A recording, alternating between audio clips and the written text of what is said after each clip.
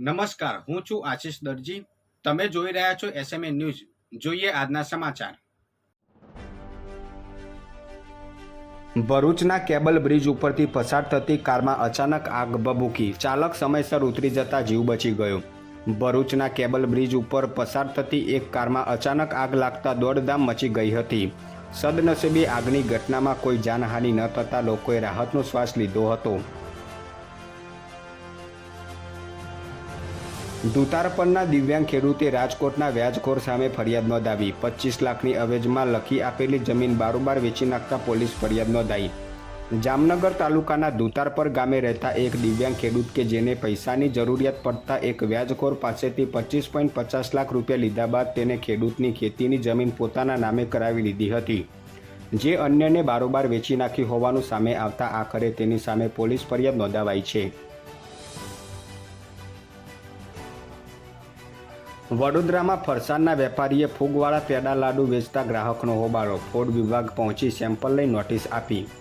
વડોદરાના કડક બજારમાં આવેલી સત્યનારાયણ ફરસાણની દુકાનમાં ગ્રાહકને ફૂગવાળા પેડા પધરાવી દેતા હોબાળો મચી ગયો હતો.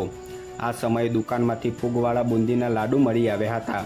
ગ્રાહકની ફરિયાદના પગલે વડોદરા મહાનગરપાલિકાની ફૂડ વિભાગની ટીમ દોડી ગઈ હતી અને સેમ્પલ લઈને વધુ કાર્યવાહી શરૂ કરી છે.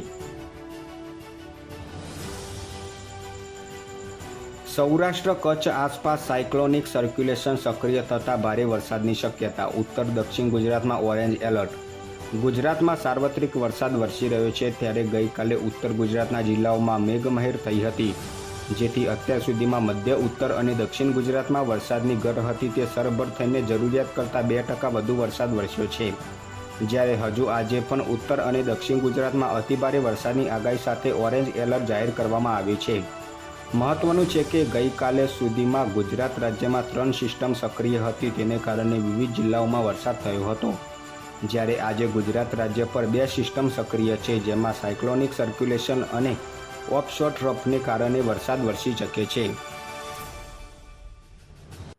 વધુ સમાચાર માટે જોતા રહો એસએમએ ન્યૂઝ.